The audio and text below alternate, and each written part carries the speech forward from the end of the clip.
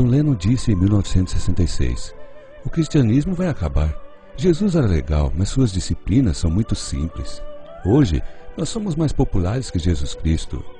Lennon, depois de ter dito que os Beatles eram mais famosos que Jesus Cristo, recebeu 5 tiros de seu próprio fã e morreu. Tancredo Neves, na ocasião da campanha presidencial, disse que se tivesse 500 votos de seu partido PDS, nem Deus o tiraria da presidência da República. Os votos ele conseguiu, mas o trono lhe foi tirado um dia antes de tomar posse. Cazuza, em um show no Canecão, no Rio de Janeiro, deu um trago e um cigarro de maconha. Soltou a fumaça para cima e disse: "Deus, essa é para você." Nem é preciso dizer em qual situação morreu este homem. Marilyn Monroe foi visitada por Billy Graham, um pregador do Evangelho, durante a apresentação de um show. Porém, ela, depois de ouvir a mensagem do Evangelho, disse: "Não preciso do seu Jesus." Uma semana depois, foi encontrada morta em seu apartamento. Bon Scott, ex-vocalista do conjunto AC/DC, cantava no ano de 1979 uma música com a seguinte frase: "Don't stop me, I'm going down on the highway to hell."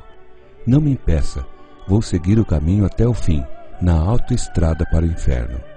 No dia 19 de fevereiro de 1980, Bon Scott foi encontrado morto, asfixiado pelo próprio vômito. O navio Titanic, na ocasião em que foi construído, apontaram-no como o maior navio de passageiros da época. No dia de entrar em alto mar, uma repórter fez a seguinte pergunta para o construtor: "O que o senhor tem a dizer para a imprensa sobre a segurança do seu navio?" O homem, com um tom irônico, disse: "Nem Deus poderá afundar meu navio." O resultado: o maior naufrágio de um navio de passageiros do mundo. Campinas, São Paulo, ano de 2005. Em Campinas, uma turma de amigos já embriagados foram buscar a última pessoa para ir para uma balada. Pararam em frente à casa da jovem, chamaram-na e junto com a moça veio a mãe. A mãe, com medo, vendo todos embriagados e sua filha entrando naquele carro lotado, pegou a mão de sua filha que já estava dentro do carro e disse: "Filha, vai com Deus, que Ele lhe proteja." A filha, para tirar uma onda com a mãe, disse: "Só se ele for no porta-malas, pois aqui já está lotado." Algumas horas depois veio a notícia: os jovens sofreram um acidente, morreram todos. O carro ficou irreconhecível, mas o porta-malas ficou intacto. A polícia técnica disse que pela violência do acidente seria impossível o porta-malas ficar intacto.